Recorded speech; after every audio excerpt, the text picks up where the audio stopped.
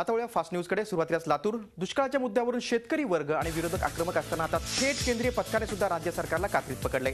राज्य सरकारने दुष्काळ उशिरा जाहीर केल्यामुळे आतापर्यंत शेतकऱ्यांना मदत मिळाली नसल्याचा खुलासा केंद्रीय कृषी आयुक्त एस.के. मल्होत्रा यांनी केलाय। ते लातूरमध्ये दुष्काळग्रस्त भागाची पाहणी करण्यासाठी आल्यानंतर बोलत होते।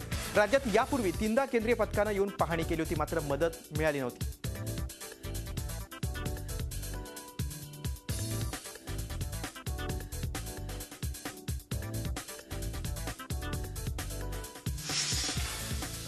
विविध मागण्यांसाठी नागपूरच्या हिवाळी अधिवेशनात 8 आणि 9 डिसेंबरला धरणं आंदोलन करणार असल्याचं राज्यातील शिक्षक कृती समितीने जाहीर केलंय। मागण्या मान्य न केल्यास राज्यातील सर्व शाळा बेमुदत बंद ठेवण्याचा इशारा शिक्षक कृती समितीच्या वतीनं राज्य सरकारला देण्यात आलाय। नाशिक जिल्ह्यातील निफाडच्या तामसवाडी गावात विहिरीत पडलेल्या बिबट्याला वाचवण्यात वन विभागाच्या रेस्क्यू टीमला शनिवारी यश आलं। 20 तासाहून अधिक काळ विहिरीत अडकून पडलेल्या बिबट्याला वाचवण्यात रेस्क्यू टीमला यश आल्यानं वन्यजीव प्रेमींनी समाधान व्यक्त केलं। नवी मुंबईतील कामोठे इथल्या बिंगो जुगाराच्या अड्ड्यावर पोलिसांनी छापा टाकून हा अड्डा उद्ध्वस्त केला। हा अड्डा चालवणाऱ्या तिघांना कामोठे पोलिसांनी अटक केली। कामोठे सेक्टर 34 मधील इमारतीमध्ये हा जुगाराचा अड्डा सुरू होता। पुणे सातारा महामार्गावर खंडाळा येथे 2 लक्झरी बसची समोरासमोर टक्कर झाली। यात 1 जण ठार झाला तर 15 जण जखमी झाले। त्यातील एकाची प्रकृती चिंताजनक आहे। खंडाळा येथील एस कॉर्नर इथं हा अपघात झाला। सर्व जखमींना शिरवळ आणि खंडाळा येथील खासगी रुग्णालयात दाखल करण्यात आले। दुष्काळी पाहण्यासाठी आलेल्या केंद्रीय पथकाला अहमदनगरमधल्या दक्षिण भागातल्या शेतकऱ्यांनी विरोध फलक दाखवले। 4 महिन्यांपूर्वी सरकारी पथकाकडून दुष्काळाची पाहणी दौरा झाला, मात्र त्याची अद्याप कसलीही मदत मिळाली नाही। यावर संतप्त शेतकऱ्यांनी नाराजी व्यक्त केली। फळबागांना पाणी नसल्यानं बागा उद्ध्वस्त होण्याच्या स्थितीत असून खरीप आणि रब्बी दोन्ही पिकं हातची गेल्याची तक्रार शेतकऱ्यांनी यावेळी केली। उस्मानाबादमध्ये शेतकऱ्यांच्या संतापाचा उद्रेक झाला। केंद्रीय दुष्काळ पाहणी पथकाला शेतकऱ्यांनी धक्काबुक्की केली। आळणी इथं ही घटना घडली। संतप्त शेतकऱ्यांचं म्हणणं ऐकून घेण्यासाठी पथकानं हुज्जत घातली, त्यामुळे शेतकरी संतप्त झाले। त्यामुळे या ठिकाणी काही काळ गोंधळाचं वातावरण निर्माण झालं होतं।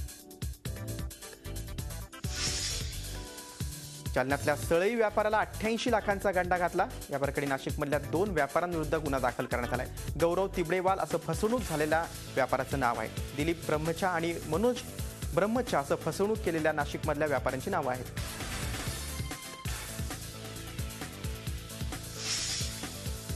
वैद्यकीय अधिकारी डॉक्टर दिनेश पाटील यांच्या आत्महत्या प्रकरणी राजपत्रित वैद्यकीय अधिकारी संघटना म्हणजेच मेग्नोनं सोमवारी जळगाव जिल्ह्यातील सरकारी वैद्यकीय सेवा बंद ठेवण्याचा इशारा दिला। राज्यभरातील वैद्यकीय अधिकारी या घटनेच्या निषेधार्थ काळ्या फिती लावून काम करतील असंही यावेळी संघटनेनं स्पष्ट केलंय। जळगाव जिल्ह्यातील पिंपळगाव प्राथमिक आरोग्य केंद्राचे वैद्यकीय अधिकारी डॉक्टर दिनेश पाटील यांच्या आत्महत्येनंतर संतप्त नातेवाईकांचं म्हसाळ ग्रामस्थांनी जळगावच्या पोलीस अधीक्षक कार्यालयासमोर तासभर ठिय्या आंदोलन केलं। दोषींविरोधात गुन्हा दाखल करून तातडीनं कारवाईची मागणी यावेळी ग्रामस्थांनी केली।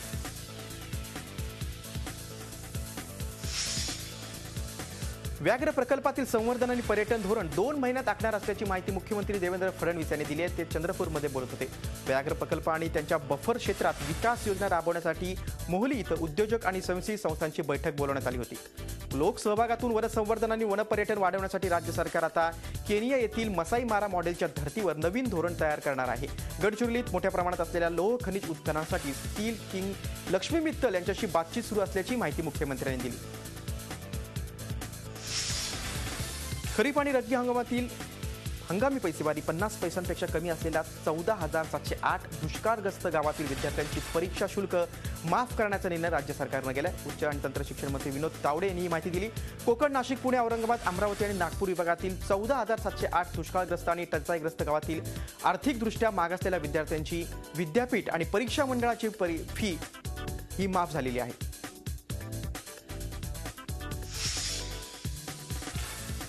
नवी मुंबईतील कामोठे इथल्या बिंगो जुगाराच्या अड्ड्यावर पोलिसांनी छापा मारून हा अड्डा उद्ध्वस्त केला। हा अड्डा चालवणाऱ्या तिघांना कामोठे पोलिसांनी अटक केली। कामोठे सेक्टर 34 मधील इमारतीमध्ये हा अड्डा सुरू होता।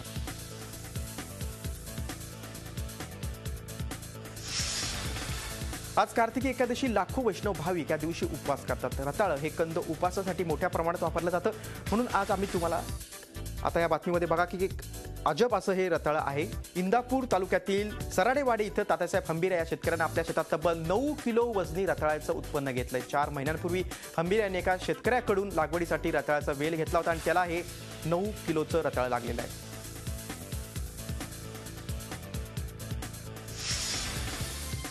पुणे बंगळुरू राष्ट्रीय महामार्गावर खंडाळा येथे आज पहाटे 2 लक्झरी बसेसचा समोरासमोर धडक होऊन अपघात झाला। खंडाळा येथील एस कॉर्नरवर अपघात झाला। एकरी महामार्ग असताना विरुद्ध पुण्याच्या दिशेने आलेल्या बसने समोरील बसला जोरदार धडक दिली। यात एक जण जागीच ठार झाला तर 15 ते 20 जण जखमी झाले। त्यापैकी एकाची प्रकृती गंभीर आहे। राज्यातील पोलिसांच्या घरांसाठी 4 चटई क्षेत्र निर्देशांक देण्याचा महत्त्वपूर्ण निर्णय मुख्यमंत्र्यांनी घेतलेला आहे। या निर्णयामुळे राज्यातील पोलिसांसाठी पुढील 2 वर्षांमध्ये 1 लाख घरं बांधली जाण्याचे उद्दिष्ट साध्य होईल। जुन्या घरांचं पुनर्वसन देखील या योजनेअंतर्गत होणार आहे। सध्या राज्यातील पोलिसांसाठी सुमारे 1,22,952 घरांची आवश्यकता आहे। या निर्णयामुळे राज्यातील पोलिसांना 2 वर्षात 1 लाख घरं उपलब्ध होतील।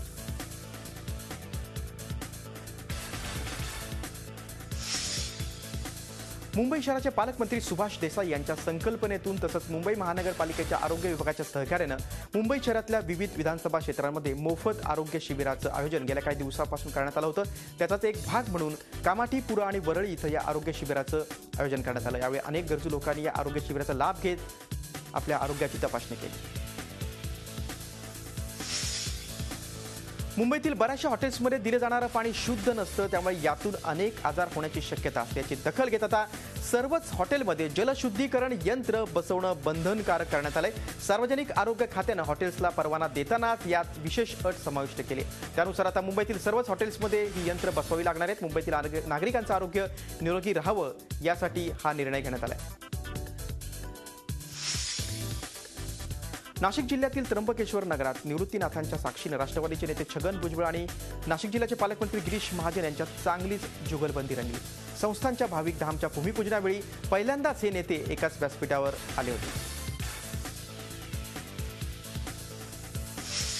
आयसीस या दहशतवादी संघटनेविरोधात आता एक जग एकवटलंय। जगातील सर्व शक्तिमान देशांनी इराक आणि सिरियातील आयसीस विरोधात लढण्यासाठी एकत्र यावं असं आवाहन संयुक्त राष्ट्रसंघानं केलंय। तसंच आयसीस आणि अन्य कट्टरपंथी गटाच्या दहशतवाद्यांकडून होणारे संभाव्य हल्ले रोखण्यासाठी सुरू असलेले प्रयत्न दुपटीने वाढवावेत असं आवाहन सुद्धा यूएनच्या सुरक्षा समितीने केलंय। पॅरिस हल्ल्याच्या पार्श्वभूमीवर फ्रान्सनं याबाबत मांडलेला ठराव 15 सदस्यांच्या सुरक्षा समितीनं एकमतानं मंजूर केला।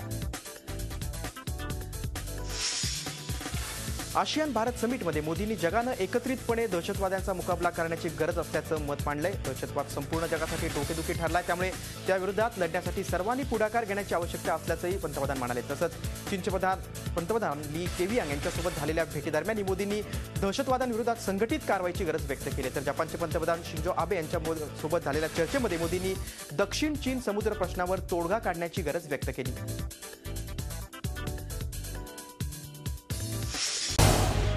झी 24 तास रहा एक पाऊल पुढे।